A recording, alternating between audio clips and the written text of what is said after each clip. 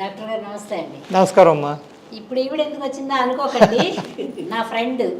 నమస్కారం అమ్మా. చాలా సంవత్సరాలు మేము కలిసే పనిచేసాం. సరే మీ దగ్గర కొన్ని సందేహాలు అడగాలని, కొంచెం ట్రీట్మెంట్ గురించి తెలుసుకోవాలని వచ్చింది. అంతకంటే ముందు నాదో సందేహం ఉంది, చెప్పండి. తర్వాత మాట. ఒక స్టార్ హీరోకే లైన్లో నిలబడి కిటకిట్లాడుతా జనాలు ఉండి టికెట్లు తీసుకుంటారు. మన విజయవాడ బ్రాంచ్లో అంత కిటకిట్లాడుతా జనాలు ఉన్నారు, ఎలా మేనేజ్ చేస్తున్నారండి బాబు? బాగా చెప్పారు. విజయవాడ, గుంటూరు, ఉభయ గోదావరిలో ప్రాబబ్లీ ఈ ఉభయ రాష్ట్రాల్లో హయ్యెస్ట్ లెవెల్ ఆఫ్ కుతూహలం, ఎడ్యుకేషను, అంటే వాళ్ళు చేసే వృత్తితో సంబంధం లేకుండా, ఇప్పుడు 5 ఎకరాల రైతు ఉన్నా కూడా ఆయన అన్నీ చదువుకుని అంతా పేపరు ఈ ఎండ్ నుంచి ఆ ఎండ్ దగ్గర చదివి అన్ని విషయాల మీద కాస్త అవగాహన పొంది చాలా అద్భుతంగా, అంటే సో మన హోల్ పద్ధతి ఏంటంటే, నేను మిడిల్ మెన్ పెట్టడం, మధ్యవర్తులు పెట్టడం, కేసెస్, కమిషన్ ఇవేం ఉండదండి. నేను చెప్పేది ఏదో 4 ముక్కలు టీవీలోనో యూట్యూబ్లోనో మీ వాళ్ళతో ఇంటర్వ్యూలో పెట్టుకొని చెప్పేస్తాను. ఈ చెప్పినప్పుడు మ్యాటర్ని శుద్ధంగా అర్థం చేసుకొని పూర్తిగా తెలుసుకుని ఉండే వాళ్ళ సంఖ్య ఈ 4 డిస్ట్రిక్ట్స్లో హయ్యెస్ట్. వాటికి క్యాపిటల్గా విజయవాడలో పెట్టాం సెంటర్. 9-10 ఇయర్స్గా కూడా నా హయ్యెస్ట్ నెంబర్ ఆఫ్ ఓపీ అక్కడే ఉంటుంది. అండ్ ఇప్పటికి లాస్ట్ వీక్ కూడా ట్రాఫిక్ ఏసీపీ వచ్చారు. ఏంటండి బాబు ఇవన్నీ ఆపేస్తున్నారు, మేము డాక్టర్ క్లినిక్ అని మేము చూసి చూడకుండా ఊరుకుంటున్నాం, అందరూ బళ్ళు పెట్టేస్తున్నారని చెప్పేసి. సో ఇక నేను సారీ సార్ అని చెప్పి ఏదో అడ్జస్ట్ చేసాం. సో ఎప్పుడు కూడా అది మనకి ఎప్పుడు ఉందమ్మా, probably it's a function of 2 things. ఒకటి మనం చెప్పేది, అఫ్ కోర్స్ నేను ఎప్పుడు బిలీవ్ చేస్తాను, నేనేదో కనిపెట్టిన జబ్బు కాదు, నేనేదో కొత్త ఇన్స్ట్రుమెంట్ కనిపెట్టలేదు. నేను ఒక వెరీ కామన్ ప్రాబ్లమ్ని మాత్రం పీపుల్ దగ్గర తీసుకెళ్ళగలిగాను. ఆ తీసుకెళ్ళే అవగాహన మాత్రం హయ్యెస్ట్ ఆ 4 డిస్ట్రిక్ట్స్లో ఉండడం వల్ల బాగా వస్తారు అక్కడ. నాకు ప్రతి సర్జరీకి మీరు అటెండ్ అవుతారా డాక్టర్ గారు? ఈ 3 ఊళ్ళల్లో హైదరాబాద్, విజయవాడ, వైజాగ్లో అన్నీ నేనే చేస్తానండి. నేను మీ యాడ్లో చూశాను, ఒక్కరోజు 25 సర్జరీస్ చేశారని. అదే ఎలా సాధ్యమైంది? సో బేసిక్గా ఏంటంటే 25 ఏంటండి, యాక్చువల్ 4 days ఒక 29 కూడా చేసాం. సో ఇక్కడ మెయిన్గా గుర్తుపెట్టుకోవాల్సిన విషయం ఏంటంటే, ప్రాసెస్ సెట్టింగ్ చేసుకుంటే అయిపోతుందండి. ఇక్కడ సర్జరీలో చాలామంది అంటారు హస్తవాసు, డాక్టర్ చెయ్యి తిరగాలి. అవన్నిటికన్నా మోస్ట్ ఇంపార్టెంట్ అంటే ప్రాసెస్. అంటే నీ దగ్గర ఉండే ప్రతి వ్యక్తి తన రోల్ తను తెలుసుకోవాలి. ఒక విధంగా చూస్తే మీ సినిమా లాగానే, మీకు వచ్చి మీకు మేము రోల్ ఇచ్చి ఆ రోల్ మీరు 1 టేక్లో తీసుకుంటారా, 20 టేకుల్లో తీసుకుంటారా? లాగానే నా సర్జరీ కూడా నేను 1 టేక్లో చేయగలిగితే నేను మంచి డాక్టర్ అండి, రైట్? అది ఎప్పుడు నేను 1 టేక్లో ఉంటుందంటే, ఆ కెమెరామ్యాన్ అందరూ కూడా ఆ టైంకి ప్రిపరేషన్. అండ్ నేను ఎప్పుడు ఆపరేషన్ ముందు రోజు ఇలాగ రేపు ఇన్ని ఉంటాయి, మనం ఇన్స్ట్రుమెంట్స్ రెడీ చేసుకుని అన్ని రాత్రి 11 దాకా నేను వర్క్ చేసుకుంటాను. అంటే వెరికోస్ వెయిన్స్ అనేది ఒక్కొక్క మనిషికి డిఫరెంట్గా ఉంటుందా? ఎందుకంటే మీరు ప్రిపరేషన్ అంటున్నారు కదా, అందుకని కొంతమందికి సింపుల్గా ఉండే వెరికోస్ వెయిన్స్ ఉంటాయి, కొంతమందికి బాగా లావుగా ఉబ్బి మొత్తం తొడ వరకు అంతా వచ్చిన పేషెంట్స్ని కూడా నేను చూశాను. కాబట్టి అందుకని డిఫరెంట్ వే ఆఫ్ సర్జరీ ఉంటుందంటారు. డెఫినెట్గా. సో ప్రతి ఒక్కరికి ట్రీట్మెంట్ మ్యాప్ వేసుకుంటాం. అంటే 1 time సరిపోతుందండి ట్రీట్మెంట్? 99% మందికి 1 time సరిపోతుంది. ఒక్కొక్కరిద్దరికి అప్పుడప్పుడు వస్తాయి వెనక్కి, బట్ 97-98% మందికి మళ్ళీ రావు. మళ్ళీ వస్తే కొంచెం తక్కువలో చేస్తారా? ఫస్ట్ టైం కట్టినంత? అసలు సెకండ్ టైం ఎప్పుడు డబ్బులే తీసుకోనండి. సో నా సిస్టంలో అసలు నేను ఎవరికి ఫెయిల్ అయినా మళ్ళీ వచ్చిన అది కూడా చిన్న డౌట్ ఉండింది డాక్టర్ గారు. అదే ఎంత అమౌంట్ అవుతుంది ఒక సర్జరీకి అంటే? అందుకే అడిగాను. డిఫరెంట్ టైప్ ఆఫ్ పేషెంట్స్కి డిఫరెంట్ టైప్ ఆఫ్ సర్జరీస్ ఉంటాయి, టైమింగ్ ఎక్కువ ఉంటుంది కదా, తీసుకుంటారు కదా, అందుకని. సో అందరికీ ట్రీట్మెంట్ టైం బట్టి, నేను ఇండియాలో అలాగ అవ్వదండి. మన డాక్టర్ 1 గంట ఎక్కువ పెట్టారు, నాకు కొంచెం ఎక్కువ ఇవ్వమంటే పేషెంట్స్ పాపం వాళ్ళకి అర్థం కాదు. కానీ అక్కడ ఇంకొక చిన్న విషయం నా చేతుల్లో లేనిది ఏంటంటే, నేను ఇప్పటికి 25,000కి మించి చేశాను. ఇప్పుడు నా కళ్ళకి గంతలు కట్టినా ఆ చేతికి ఏవో వస్తే రాత్రి పడుకున్నా అవే కళ్ళు వస్తాయి. సో అది ఇంకోటి, అది నా చేతిలో లేకుండా కూడా సక్సెస్ఫుల్. అంటే ఫాస్ట్గా ఎందుకు అవుతుందంటే, ఆ హ్యాండ్స్ మూమెంట్ కొన్ని అది బ్రెయిన్ దాకా వెళ్లకుండా హ్యాండ్ లెవెల్లోనే కూడా కదులుతాయి, స్పైనల్ లెవెల్లోనే. సో అది కొంత. సో అది మనం అది అంటే నన్నే ఒక 20 ఏళ్ళ క్రితం చూసుకున్న ఇప్పటికీ నా ఎక్స్పర్టైజే చాలా పెరిగింది. నేను ఒక 20 ఏళ్ళకు I was not even half the doctor that I am today. Experience that is something we cannot get back. So ఇవి 2 కలిసినప్పుడే ఇలా అవుతాయి. అఫ్ కోర్స్ నేను ఎప్పుడూ దాన్ని ఒక అంటే మా వాళ్ళు అంటారు గిన్నిస్ బుక్లో ఎక్కడ రాద్దామా ఇదా అని నేను అన్నాను సరే అవన్నీ ఎందుకులే బట్ నాకు చాలా హ్యాపీగా అనిపిస్తుంది. సాటిస్ఫాక్షన్ తర్వాత ఇంకొకటి కూడా విజయ, ఇక్కడికి వస్తే ఫస్ట్ టెస్టింగ్లు అంతా బయటికి పోయి చేయించుకునే పని లేకుండా వీళ్ళ హాస్పిటల్లోనే ఉంటాయి. కరెక్ట్ అది కూడా ఫ్రీ. కరెక్ట్. ఇది కూడా యాక్చువల్గా మీరు ఇందాక అడిగిన క్వశ్చన్కే ఆన్సర్. మీరు మరి అందరు వెయిన్స్ ఒకలాగా ఉంటాయంటే ఉండవు. అందరు వెయిన్స్ ఒకలాగా ఉండనప్పుడు ఎవరికి తెలియాలి ఆ విషయం? ఆపరేట్ చేసే డాక్టర్కి. ఆపరేట్ చేసే డాక్టరే మీరు స్కానింగ్కి పలానా ఇంకో దగ్గరికి వెళ్ళు అంటే ఆయన ఇచ్చిన ఇన్ఫర్మేషన్ ఈయనకి అర్థమైందా లేదా మనకు తెలియదు. సో మొదట్లో అక్కడికి ఇక్కడికి చాలా ఇన్ఫర్మేషన్ లాస్ అయిపోయేది. కరెక్ట్. సో వాళ్ళు వచ్చే ఏదో ప్రాబ్లం ఉందనో లేదనో సగం ఉందనో 1% ఉందనో అంటే ఇక్కడ చూస్తే 99% ఉంది. సో అది ఆబ్వియేట్ చేయడానికి ఫస్ట్ నేను స్కానింగ్ చేయడం మొదలుపెట్టాను. అది చేస్తూ అదే మంచిదండి. ఆ. ఎందుకంటే ఒక్క చోట అంటే అసలు పేషెంట్కి కన్ఫ్యూజ్ అవ్వకుండా ఉంటాడు పేషెంట్. అబ్సల్యూట్లీ. మంచో చెడో ఒక చోట వెళ్ళి ఒక చోట చేయించుకున్నాం అనుకోండి, గద్దించి అడగడానికి కుదురుతుంది. ఏమండి మాకెందుకు తగ్గలేదు? లేదు, ఇప్పుడు ఆల్మోస్ట్ అందరూ ఏ హాస్పిటల్స్ అయినా కూడా విత్ ఆల్ ఫెసిలిటీస్తోనే పెడుతున్నారు. కరెక్ట్. అయితే ఒకటి మాత్రం నిజమండి, వెరికోస్ వెయిన్స్ వచ్చినాయి అంటే ఎబిఎస్ హాస్పిటల్ డాక్టర్ రాజా గారు అంటే కొంచెం నమ్మకంగా ఏదో ఏంటో లేండి చెప్పలేము, మా బంధువేమో మీరు అన్నట్టు ఉంటుంది. ఒక డాక్టర్ గారి దగ్గరికి వెళ్ళాం అలాగా మనం భయపడతా అది చాలా ఇంపార్టెంట్. ఎందుకంటే మనకు ఇంటిమిసీ ఉండాలి. డాక్టర్ అంటే ఒక భయం అనేది లేకుండా వాళ్ళు మనల్ని ఏం భయపడద్దమ్మా ఏం లేదు అని వాళ్ళు చెప్పేదాన్ని బట్టి మనకు ఒక సాటిస్ఫాక్షన్ ఉంటుంది. సో నేను ఒక చిన్న అంటే ఇది నా చిట్కా, ఎవరైనా డాక్టర్ ప్రాక్టీస్ చేసుకునే వాళ్ళకి కూడా ఇది హెల్ప్ అవుతుందేమో. మీరు నాకు అడిగారు గద్దించి అడగొచ్చు డాక్టర్ గారిని, మాకు అన్నీ ఒక దగ్గర అయితే. సో నేను అది యాక్చువల్గా ఎవరైనా నాకు గద్దించి అడిగితే నేను చాలా హ్యాపీగా ఫీల్ అవుతాను. ఈ విషయం తెలుసుకుని దీని మీద అండర్స్టాండింగ్ ఉండి దీని మీద ఫర్దర్ ఇన్ఫర్మేషన్ కావాల్సినోడే కదా నన్ను అడుగుతాడు. అలా అడిగిన వాళ్ళు యూజువల్గా 10 మందికి చెప్తారు, మేము డాక్టర్కి ఎంత నొక్కి పక్కాల్సిన ఆయన పేషెంట్స్ పోకుండా అన్నీ చెప్తూనే ఉన్నాడు. అది చెప్తారండి. అది చాలా అవసరం నాకు. ఎందుకంటే మనము ఎన్ని యాడ్లు ఇచ్చినా ఏవి ఇచ్చినా ఒక పేషెంట్, ఇది విచిత్రం, నేను ఇంత సబ్జెక్ట్ మాట్లాడొచ్చు ఇక్కడ నేను, కానీ ఒక 2 ఫ్యామిలీ మెంబర్స్ మాట్లాడుకున్నప్పుడు అక్క వెళ్ళమంటావా అని వాళ్ళు అక్కకి ఎంబీబీఎస్ ఉండకపోవచ్చు, కానీ అక్క చెప్పిన మాట ఇప్పుడు వింటారు. రైట్. అది ఎలా వస్తుంది మనకి? అది ఎలా వస్తుందంటే వాళ్ళకి మనము ఎంపవర్ చేసి, ఈ వ్యవస్థ కొంచెం దురదృష్టవశాత్తు వ్యవస్థ ఏం చేశారంటే డాక్టర్ అనేవాడు ఒక పెద్ద ఐవరీ టవర్లో పెద్ద హాస్పిటల్లో కూర్చుంటాడు. ఆ డాక్టర్ మనం ఎక్కువ డిస్టర్బ్ చేసి ఎక్కువ అడగకూడదు అని ఒక ఐవరీ టవర్ క్రియేట్ అయింది. అది కరెక్ట్ కాదండి. మన ఆరోగ్యం గురించి మనం అడగకపోతే ఎవరు అడుగుతారు? ఆ డాక్టర్ ఎందుకు అడుగుతారు మన గురించి? సో అది నేను ఎప్పుడు డెమోక్రటైజ్ చేసి పడేశాను. ఇన్ఫ్యాక్ట్ మా హాస్పిటల్లో పేషెంట్ అడ్వకేట్స్ అని ఉంటారు. సో మీరు నా కన్సల్టేషన్ అయిపోయి బయటికి వెళ్ళిన తర్వాత రిసెప్షన్ దగ్గర నుంచి నర్సుల దాకా ఎవరన్నా అదేంటి డాక్టర్ టైం స్పెండ్ చేయలేదని ఎవరన్నా కూడా వాళ్ళు మళ్ళీ వెనక్కి తీసుకురావాలన్నా అందరికీ ఫోన్లు చేసి మరి చెప్తారు, సారీ ఏంటి పొరపాటు జరిగింది, మేము మళ్ళీ మా డాక్టర్ అంటే ఫ్రీగా చూస్తారని చెప్తారు. సో మేము అది నేను కొంచెం నా కంగారులో మిస్ అయినా కూడా వాళ్ళు టేక్ ఓవర్ చేసుకుంటారు. వీళ్ళు పేషెంట్ అడ్వకేట్ అంటారు. నేను మా దగ్గర ఉన్నారు యాక్చువల్గా 4 ఉన్నారు.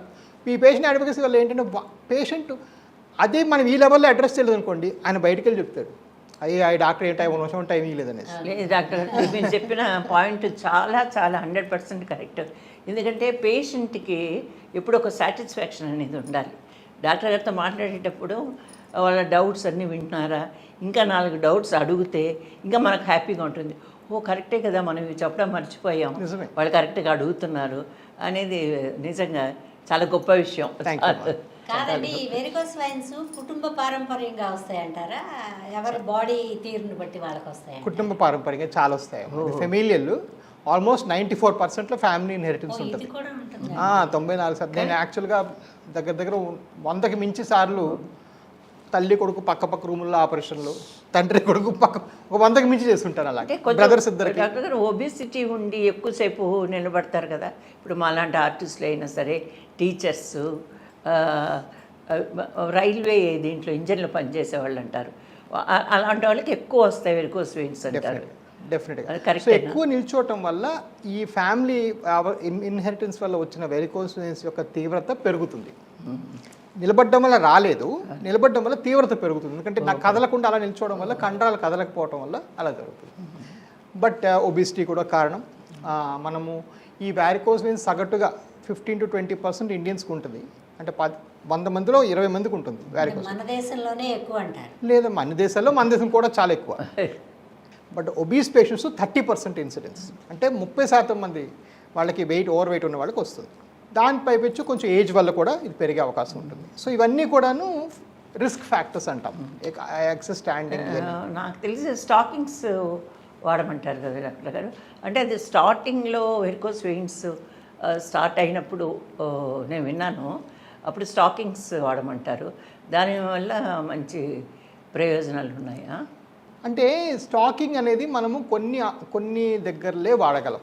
సో ఎలాంటి సిచ్యువేషన్ అంటే, ఒకటి ఎర్లీ స్టేజ్లోనే పనికొస్తాయి. బట్ నా ఎక్స్పీరియన్స్లో ఇండియాలో 95% మంది సాక్స్లు వేసుకోలేరు. అది ప్యూర్ నైలాన్తో చేయబడతాయి. బయట చూస్తే ఇప్పుడు ఇవాళ 42 డిగ్రీలు నడుస్తుంది బయట. అవునండి. మన విజయవాడ సైడ్ 90% గాలిలో తేమ కూడా. బ్లడ్ క్లాట్ అయిపోతుంది.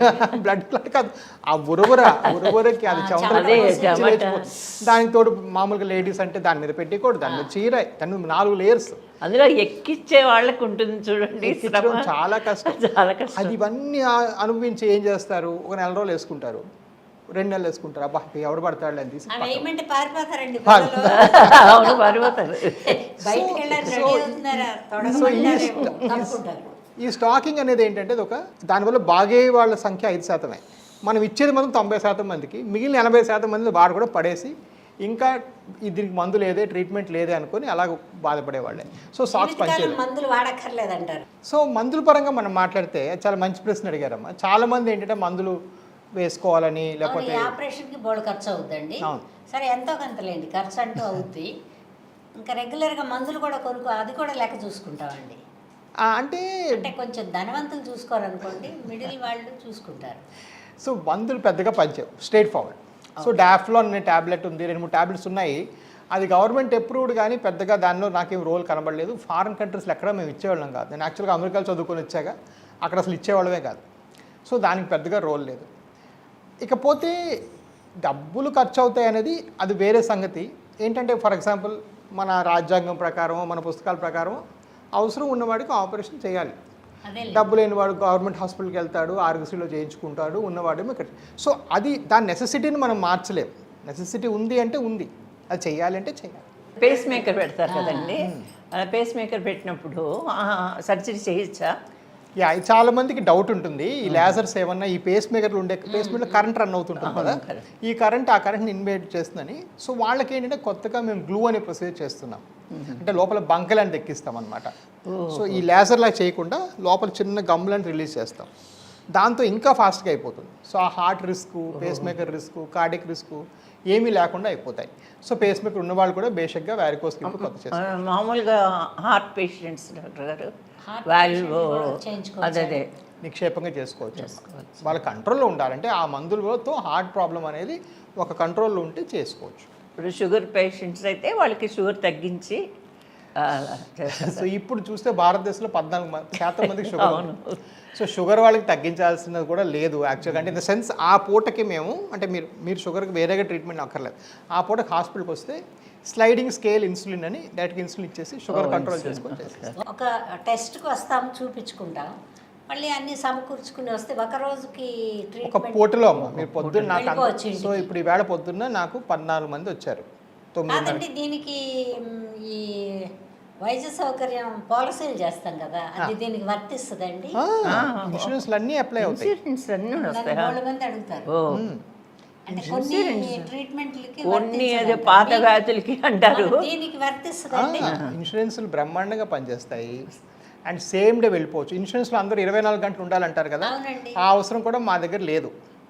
సేమ్ డే అంటే మన ఏబిఎస్ వ్యవస్థలో ఏంటంటే మనం ఇది ఒక్కటే చేస్తాం కదా.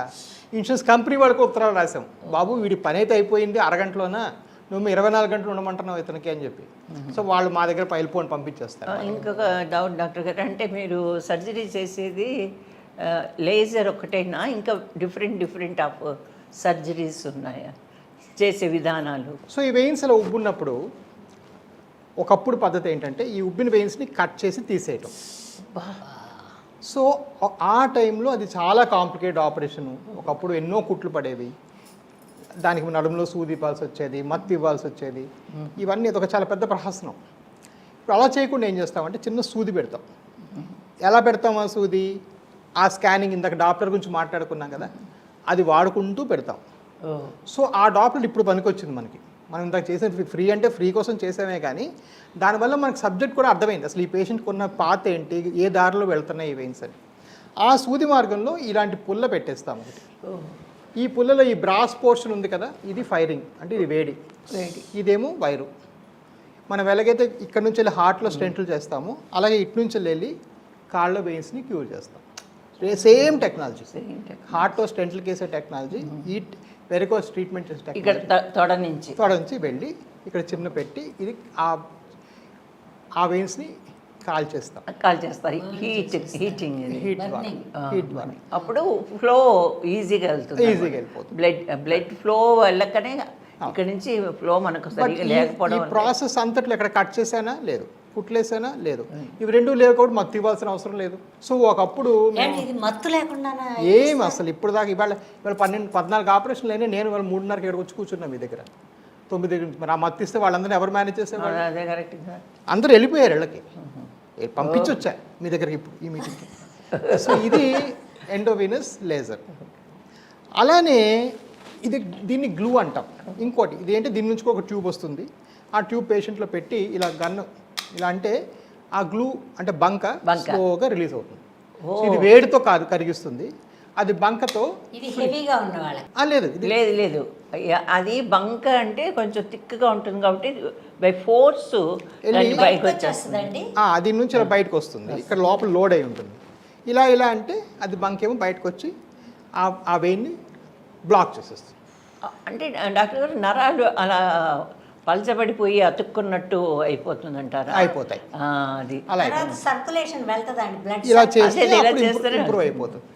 సో ఇందాక మాటలో ఒక మాట అన్నారు, మరి ఖర్చులు అందరూ భరాయించుకున్నారు డాక్టర్ గారు, మరి వీళ్ళని అడగాలి.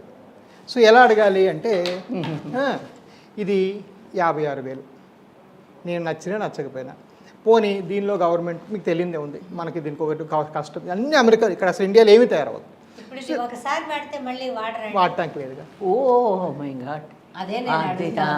సో ఇది 54,000 ఇచ్చుకొని ఒక 5-10 వేసుకుంటే 60-70,000 లోపల ఇది అవ్వదు. సో నేను ఎందుకు నొక్కి వక్కాలని చెప్తున్నానంటే ఎవరో 30,000 చేస్తామంటారు, ఇది impossible. How can you do it? Either ఈ బ్రాండ్ అయినా మారిపోవాలి, లేదా ఒకరికొకరు వాడుతున్నారు, లేకపోతే పాసిబుల్.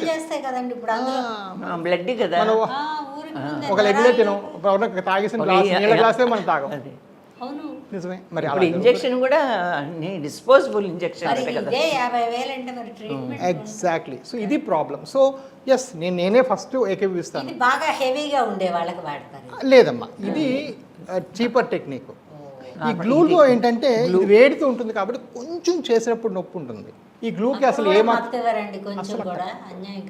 అక్కర్లేదు. అన్యాయం ఎందుకు అక్కర్లేనప్పుడు మళ్ళీ అదొక ఇంకోటి ఏం బాధే తెలియదు అంటున్నారు కదా. బాధగా ఉంటే డాక్టర్లు అలా వదిలేస్తారా? అండ్ కొంచెం ఇస్తాం అంటే మిమ్మల్ని బుక్ చేసినప్పుడు జనరల్ అనెస్థీసియాలాగే పడుకోబెడతాం, మీకు ఐవీలన్నీ పెట్టుకుంటాం, మీరు ఫాస్టింగ్లో వస్తారు, కానీ మీకు ఇవ్వం. అవసరం ఉంటే కొంచెం 1 mg అలాగే ఇచ్చేసి మీరు కాస్త పడుకోలేసినప్పుడు అయిపోతుంది. ఇప్పుడు ఎండోస్కోపీలు అలా చేస్తారు కదా అలా. ఇప్పుడు ఈ గ్లూ అంటే లోకల్ అనెస్థీసియా. ఇప్పుడు ఈ గ్లూ అనేది ఇంకా కాస్ట్లీ చేయడం, ఇంకా ఈజీ, ఇంకా పెయిన్లెస్. బట్ ఇది కూడా ఫారెన్లో తయారవుతుంది, ఇది కాస్ట్లీ అండి, ఇది 1,05,000. సో ఎవరైనా గ్లూ 50,000 చేస్తే పాసిబిలిటీ లేదు.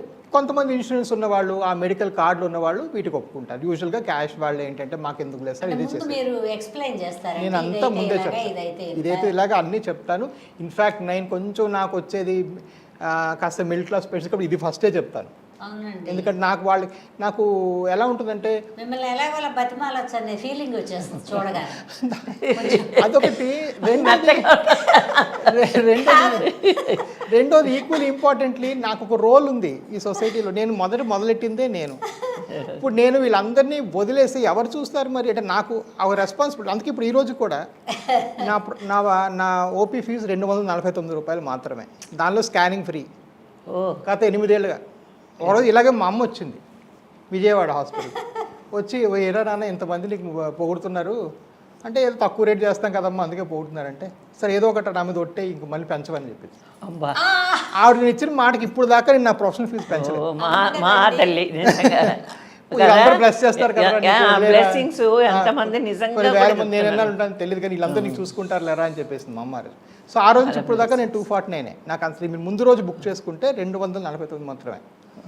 బట్ హ్యావింగ్ సెడ్ దట్ అంటే కొంచెం ఇప్పుడు ఇంటర్నెట్ యుగంలో కాస్త మోసాలు జరుగుతున్నాయి.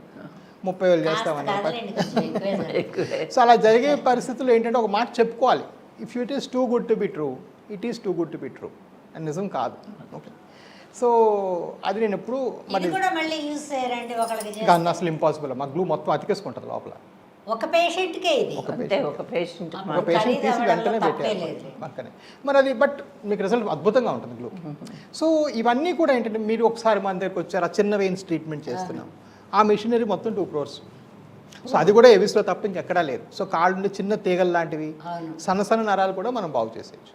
సో ఎండ్ టు ఎండ్ అన్నీ చేయగలిగే హాస్పిటల్ మీరు బ్లాకేజ్ని తీసేస్తారు, అవన్నీ క్లియర్ అయిపోతాయి. అవైతే అసలు కాస్మెటిక్ రిజల్ట్ వస్తుంది. ఆ తర్వాత బ్లడ్ థిన్నర్ లాంటి టాబ్లెట్ వాడాల్సిన అవసరం ఏం అక్కర్లేదు అస్సలు అక్కర్లేదు. అంటే 4-5 తర్వాత నిలబడి ఉండడం. మళ్ళీ ఇప్పుడు మాలాంటి ఆర్టిస్ట్లకి ముఖ్యంగా గోల్డ్ షాపుల్లో అందరూ లేదు, ఎందుకు అనస్థీసియా డాక్టర్లో నిలబడతారు, మీడియా వాళ్ళు ఇదే పనిగా. అది తప్పమ్మా. అంటే బేసిక్గా నిలబడడం వల్ల వచ్చిన వ్యారికోస్ పెరుగుతాయి, నిలబడడం వల్ల రావు.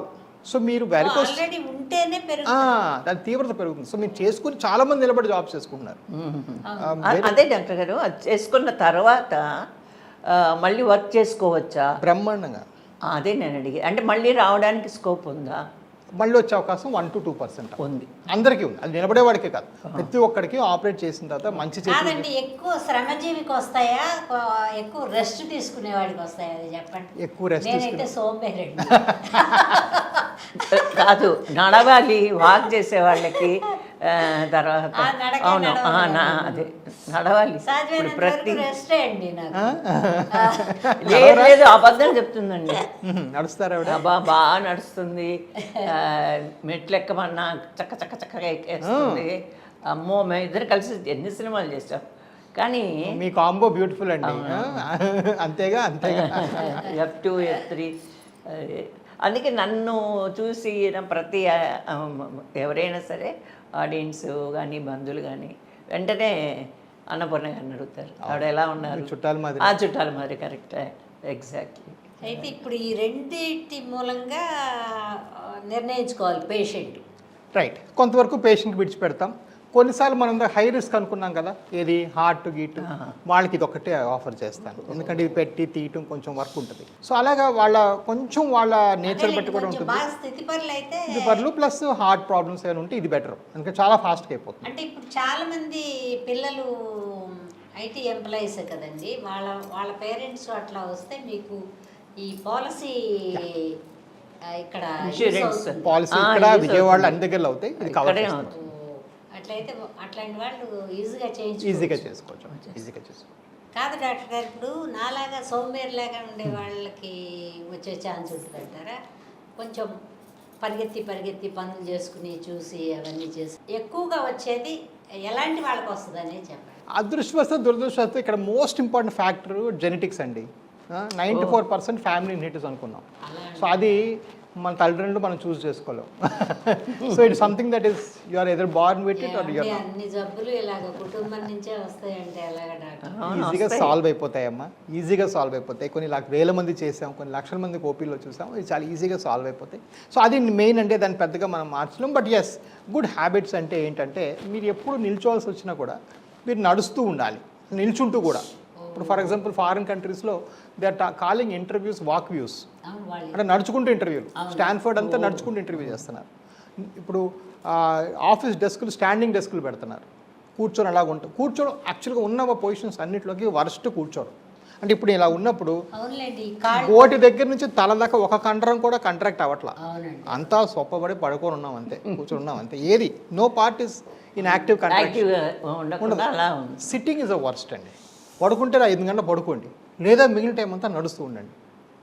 ఎవ్రీ 10-15 minutes లేచి నడవండి. ఎస్పెషల్లీ మీడియాలో ఐటీ వాళ్ళు ఐటీ ఎంప్లాయీస్ చాలా ఎక్కువ అయిపోయినాయి. Very you have to keep walking. 20 minutesకు బ్రేక్ తీసుకోండి, బాత్రూమ్కి ఎక్కడికో నడుస్తూ ఉండండి. సో ఆ హ్యాబిట్స్ కొంచెం లైఫ్ స్టైల్ మార్చుకుంటే there is a chance of ఆ సివియరిటీ తగ్గిపోతుంది. అసలు ఈ వెరికోస్ వైన్స్ వచ్చినట్టు పేషెంట్కి ఎలా తెలుస్తుందండి? పేషెంట్ అంటే నేనే అనుకోండి, నాకే అనుకోండి. సో పేషెంట్స్ ఎలా అంటే ఫస్ట్ నెంబర్ 1 అంటే కాళ్ళు కొంతమందికి నొప్పులు వస్తాయమ్మా. కాళ్ళు సాయంకాలం అయితే పీకినట్టు, కాయంతో ఏదో నవిలేసినట్టు, బరువు ఎక్కినట్టు ఉంటాయి. కానీ అది ఎక్కువగా లేడీస్లో.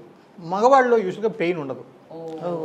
అండ్ మరికొంతమందికి అంటే వెయిన్స్, వెరికోస్ వెయిన్స్ ఉంటే వెయిన్స్ కనబడాలి అని రూల్. అలా కనబడకుండా కూడా వెరికోస్ ఉండొచ్చు. ఇన్ఫ్యాక్ట్ బయటికి వెయిన్స్ కనబడే 30%లోనే. వైట్గా ఉండేవాళ్ళు, ఫేర్గా ఉండేవాళ్ళు కనబడతాయండి. కొంచెం చామంతి ఛాయ్ ఉండేవాళ్ళకి అసలు కనిపించవు బయటికి చాలామంది. సో 70% భారతీయులు అలా ఉంటారు. సో 70% భారతీయులు వెయిన్స్ కనబడకుండా కూడా కాళ్ళు నొప్పులు, పీకులు ఉంటాయి. అప్పుడు మళ్ళీ వాళ్ళు వచ్చి మీ దగ్గర చెక్ చేయించుకుని అందుకే మరి ఈ స్కాన్ పెట్టింది. మీరు ఏ మాత్రం డౌట్ లేదు 249 వచ్చి కట్టి చూసుకోండి ఫస్ట్, ఉందా లేదా మీకు తెలుస్తాయి. కాళ్ళు నొప్పులు సహజమే, వయసేలే అని చెప్పి పడుకోవడం ఏంటి ఇంట్లో. ఎంతో మంది డాప్లెట్ టెస్టే కదా అది డాప్లెట్ టెస్ట్ గత 8 ఏళ్ళకి మన దగ్గర ఫ్రీ. సో అది ఎందుకు పెట్టానంటే ఇదిగో చాలామంది డాక్టర్ గారు మరి మీరు ఇదంతా 240 అనుకొని వచ్చాను కానీ మాకు 10 ఏళ్ళుగా కాళ్ళు నొప్పులు, మా ఇంట్లో వయసు వల్ల వచ్చింది పడుకో అని చెప్పారు. వయసు వల్ల నొప్పులు రావండి. నొప్పులు అంటే నొప్పులు ఉన్నట్టే, నొప్పి ఉంటే సమస్య ఉన్నట్టే. వయసు వల్ల రావండి, రావు. నేను కూడా అనుకుంటారండి వయసు వచ్చి షుగర్ వల్లనే ఏదో అలా అలా వాళ్ళు దానికి ఓన్ సమర్థించుకుంటారు. ఇంకా మోర్ డిఫికల్ట్ లెవెల్లో చూసామంటే కాళ్ళు నల్లబట్టడం, కాళ్ళు బాగా దురదలు పెట్టడం, కాళ్ళు పుళ్ళు పట్టడం, ఇది నెక్స్ట్ లెవెల్ సిమ్టమ్స్. చిన్న దెబ్బ తగిలితే మానకపోవడం, పుళ్ళు పట్టడం అనేది 199% వెరికోస్. అసలు షుగర్ చాలా తక్కువ. సో 1% ఇండియన్స్కి కాళ్ళలో వాస్కులర్ వూండ్ ఉంటుంది ఈరోజు. రైట్ అంటే 900 మిలియన్ అంటే 90 లక్షల మందికి ఈరోజు కాళ్ళలో పుండు వెరికోస్ వెయిన్స్ వల్ల భారతదేశం మొత్తం ఉన్నారు. చిన్న సైలెన్సర్ దెబ్బ తగిలితే అది మాందు. దానికి ఏం చేయాలి డాక్టర్ గారు? ఆ రక్త సరఫరా వెరికోస్ బాగు చేస్తేనే బాగుంటే కూడా మనం అంటే ఎలాగ వెళ్తాం అనుకోండి, ఏదో వసతి ఉంది కాబట్టి చెప్పడానికైనా తెలుస్తుంది కదా. అదే ఇది ఈ పాయింట్ నాకు ఇప్పుడు కొత్తగా ఉంది వినడానికి. దాన్ని వీనస్ అల్సర్ అంటారు. అది చాలా కామన్. అంటే మాకు తెలిసిన వాళ్ళకి ఈ ప్రాబ్లం వచ్చింది. అలాంటివి 80 నుంచి 100 అవుతాయి ఏవిస్లో ప్రతి నెల వీనస్ అల్సర్ క్లియరెన్స్లో. ఇది కూడా మనం నెగ్లెక్ట్ చేసి సరే దీన్ని కూడా భరాయించుకుని ఉంటాము, లేదా ఇలా కాకుండా కూడా కొంతమందికి ఏముందంటే ఈ ఉబ్బిన సిరల్లో రక్తం బ్లాక్ అవుతుంది, క్లాట్ అయిపోతుంది. సో దాన్ని ఎస్విటి అంటాం, అంటే సూపర్ఫిషియల్ వెయిన్ థ్రాంబస్ అంటాం. అది లోపలికి వెళ్ళి చొచ్చుకుంటే డీవీటీగా మారుతుంది. సో వెరికోస్ ఉన్న వాళ్ళలో deep vein thrombus, vein thrombus. So ఈ వెరికోస్ వెయిన్స్లో ఈ చర్మం కింద కొన్ని సిరలు ఉంటాయి, లోపల పెద్ద సిరలు, పెద్ద సిరలు అవి పెద్దవి, అది బ్లాక్ అయిపోతే పెద్ద సమస్య. అది నర్వ్స్, ఇది వెయిన్స్. అది బ్లాక్ అనేది పైన, అది బ్లాక్ అయిపోతే హార్ట్ కూడా వెళ్ళదు. హార్ట్ కూడా. సో ఈ వెరికోస్ వెయిన్స్ ఉన్న వాళ్ళలో మామూలు వాళ్ళకన్నా 16 రెట్లు ఎక్కువ డీవీటీ వస్తుంది. సో ఇది డేంజరస్. సో నేను అమెరికాలో ఉన్నప్పుడు నన్ను అడిగినప్పుడు నన్ను 10 ఏళ్ళ క్రితం ఈ వెరికోస్ అట కదా డీవీటీ అవుద్ది అంటే ఎప్పుడు చూసాంలే అనేకవని. నేను ఇండియా వచ్చిన కనీసం 500 మందికి చూసా అలాగా. నేను ఈవేళ చెప్పి 2 ఇయర్స్కో 3 ఇయర్స్కో సార్ మా చుట్టాలు మీరు చెప్పారు ఆపరేషన్ చేసుకోమని, వాళ్ళు ఐసీయూలు ఉన్నారు ఇప్పుడు ఆ డీవీటీ పెరిగిపోవటం వల్ల. అది అసలు నేను అనుకోలే, నేను వచ్చిన కొత్తలో అసలు అది పెద్ద కాంప్లికేషన్ అనుకోలేదు, అది చూసాం కూడా ఇక్కడ వచ్చిన. సో ఇవి అదర్ ఎక్స్ట్రీమ్ అనమాట. డీవీటీ వచ్చిన తర్వాత కూడా ఈ సర్జరీస్, డీబీటీ వచ్చిన తర్వాత డిఫరెంట్ సర్జరీస్ చేయాలి, ఎందుకంటే బ్లాక్ అయిపోయింది కదా. ఆ బ్లాక్ని ఇప్పుడు పాత రోజుల్లో మందులు ఇచ్చేవాళ్ళం, ఇప్పుడు ఏం చేస్తున్నాం అంటే దానికి ఒక చిన్న క్యాథెటర్ పెట్టి తీసేస్తున్నాం ఆ క్లాట్ని. అప్పుడే మీరు ఆ బ్లాక్ అయిన 6 వారాల లోపల వస్తే ఆ క్లాట్ని బయటికి లాగేస్తాం. లేకపోతే డాక్టర్గా ఒక సమ్ ఇయర్స్ అయింది అనుకోండి, డీవీటీ వచ్చి ఒక 5-6 ఇయర్స్ అయి ఉంటుంది, అప్పుడు డాబ్లెట్ టెస్ట్ చేసినా కూడా దాని మార్క్ ఉంటుంది. కానీ బట్ అది క్లియర్ అయిందా లేదా అనేది తెలుసుకోవడం ఇలా. ఇప్పుడు చాలా కొత్త టెస్టులు వచ్చేసాయి అమ్మ, వీనోగ్రామ్ అవన్నీ చేసి ఈజీగా తెలిసిపోతుంది. బట్ దానికన్నా ముందు సపోజ్ 5-6 ఏళ్ళు అయిన పేషెంట్కి అడుగుతాం అసలు మీకు ఏంటి సమస్య, నొప్పి, బాధ, దాన్ని బట్టి ట్రీట్మెంట్. ఎందుకంటే అది అయిపోతే కొంతమంది దేవుడి దయ వల్ల మందుల వల్ల పూర్తి క్లియర్ అయిపోవచ్చు, అలాంటప్పుడు మనం ఏం చేయగలం. సో బట్ నేననేది అంటే ఇంత చిన్న ప్రాబ్లం, ఇప్పుడు గ్లూ అంటే లిటరల్గా మీరు 5 నిమిషాలు లేచి వెళ్ళిపోవచ్చు, అలా చేసుకునే దాన్ని అది డీవీటీగా మారి అవడం అనేది మీకు అసలు లైఫే మారిపోతుంది ఆ డీవీటీ వచ్చిన నెక్స్ట్. అంత అవగాహన లేకపోవడం వల్ల అది మెయిన్ ప్రాబ్లం. సో ఈ పెరిఫరల్ డిసీజ్లో ఒకప్పుడు ఏంటంటే డాక్టర్కి దగ్గరికి ఎప్పుడు వెళ్తామంటే ప్రాణాపాయం, గుండె ప్రాబ్లము, బ్రెయిన్ ప్రాబ్లమ్. తొందరగానే వెళ్తున్నారులేండి. ఇప్పుడు ఆ తరం మారింది. అదే, అది మారింది. ఇప్పుడు అన్ని ఎర్లీ ప్రోస్ కూడా వెళ్తున్నారు. కొంచెం సిమ్టమ్స్ జాబ్ హోల్డర్స్ కదండి, అవును. వాళ్ళ మదర్ని ఫాదర్ని ఇలా ఉంది అంటే ఒకసారి పలానా చోటకి వెళ్ళండి, ఎందులోనూ చూసాం, ఎందులోనూ చూసాం, నిజమే. ఒకసారి వెళ్ళి కనుక్కోండి అని మాత్రం పంపిస్తున్నారు. అందుకే ఇంటి వైద్యం అస్సలు చేయకూడదు అనేది ఫస్ట్ పాలసీ. నేను కొంచెం బ్యాడ్గా చెప్తాను, కాస్త ఈ పేపర్లలో గట్రా చేసేసిన సెమీ ఎడ్యుకేటెడ్ వ్యూస్ కూడా చాలా ప్రాబ్లం క్రియేట్ చేస్తున్నాయండి. ఆ పసుపు రాసేయటం, ఉప్పు రాసేయటం, ఏవో చేస్తుంటారు కాళ్ళకి. అసలు మానేసిన ఒక రకం, మీ అన్నీ చేస్తే ఏంటంటే నాకు అసలు వచ్చిన కొత్తలో నేను పుస్తకంలో చదివింది కూడా ఇక్కడ చూసేవాడిని కాదు. ఎందుకంటే దాన్ని వీళ్ళందరూ కలగపొలగం చేసి కాళ్ళకి పసుపు ఇవన్నీ పెట్టేసి వచ్చేసేవాళ్ళు. అది అర్థం అవడానికే ఎన్నో రోజులు పట్టింది నాకు. అసలు ఏంటి సమస్య, అసలు మనం ఏమో అక్కడ చదువుకున్నాం, మీకు అమెరికాలో చదువుకున్నాం, అసలు అమెరికాలో ఇవేం లేవు. సో చాలా రోజులు పట్టింది అసలు అర్థం చేసుకోవడానికి. బట్ ఇంటి వైద్యం అస్సలు వద్దండి. కాళ్ళకి ఏవో రాసేయటం, నూనె పెట్టి మర్దనాలు చేయించుకుంటే తగ్గిపోతే ఏదో పిచ్చి ఆలోచన. నేను ఈ మీడియాలో ఉంటాను కదా, ఈ బాగా సక్సెస్ అవటం వల్ల ఇప్పుడు ఆయిల్స్ వాళ్ళు కూడా నా పక్కనే యాడ్ పెడుతున్నారు. ఏం లేవమ్మా అసలు ఆయిల్తో తగ్గిపోతే నేనే ఆయిల్ అమ్మేవాడిని. అసలు ఇంకెందుకు నేను ఆపరేషన్ చేసి కాంప్లికేషన్ నేను ఎందుకు చూస్తాను, ఆయిల్లో తగ్గేది కానీ. అది ఇంకా అది కూడా కాదు, ఆయిల్ పెట్టి అలా రావుతే ఇంకా నర్వ్స్ అన్ని ఉబ్బుతాయి, ఇంకా ఎక్కువ అవుతుంది. You should not put anything on the legs. Oils and creams are very bad. చాలా చక్కగా చెప్పారు. నిజంగా నాకు చాలా డౌట్స్ ఉండేవి. మా వదిన పుణ్యం అని నేను అన్ని అని పిలుస్తాను. అన్ని గారు, అన్ని అంటే తమిళ్లో వదిన అని. నీ పుణ్యం అని డాక్టర్ నన్ను బుర్ర తినేస్తుందంటే వద్దు. ఏవిఎస్ హాస్పిటల్ డాక్టర్ గారు రాజా గారు ఉన్నారు, చిన్నపిల్లాడిలాగా చెప్తాడు ఆయన, డాక్టర్ లాగా మన ఫీలింగ్ అనిపించింది అని తీసుకొచ్చాను. చాలా చాలా తృప్తిగా ఉంది, చాలా సాటిస్ఫాక్షన్గా ఉంది నాకు. మీరు మధ్యలో చెప్పిన స్కిన్ మీద ఉండే చిన్నప్పుడు అది మా కజిన్కి ఉంది. అలాగే తను ఏమనుకుంటుందంటే పైన షుగర్ లేదు తనకి, ఏదో స్కిన్ మీద వచ్చిన చిన్న చిన్న పుళ్ళు అనుకుంటాను, ఇంకా మానడం లేదు. క్రీమ్ రాసుకుంటూనే ఉంది. ఇప్పుడు దాని పేరు ఏదో చెప్పారు డాక్టర్ గారు, వీనస్ అల్సర్స్. Venus ulcers. ఓహో, వీనస్ అల్సర్. అల్సర్ అంటే పుండు. అదే పుండు. మా టీం వస్తూ ఉంటారు, కడపకు వస్తుంటారు మా డాక్టర్, అనంతపురం వస్తారు. కడపలో ఎక్కడ? కడపలో బ్రాంచ్ ఉంది, తిరుపతిలో బ్రాంచ్. కడపలో తెలియదమ్మా, మా టీం తెలుసు, నా అసిస్టెంట్స్ వస్తారు కడపకి. తిరుపతి ఏమో పెద్ద హాస్పిటల్ పెట్టాం, మందే పెట్టాం. తిరుపతిలో మా బ్రదర్స్ ఉన్నారు. పేరు సేమ్ ఏవిఎస్ హాస్పిటల్. ఓకే, కడపలో అయితే నేను కడపలో విజిట్స్కి వస్తాను. రాజా గారి పేరు చెప్పడమే. అలాగే మా తమ్ముడి పేరు కూడా రాజా. మీ బెస్ట్ మూవీ పేరు కూడా Raja. Thank you thank you so much. Very much. చాలా సంతోషంగా ఉంది.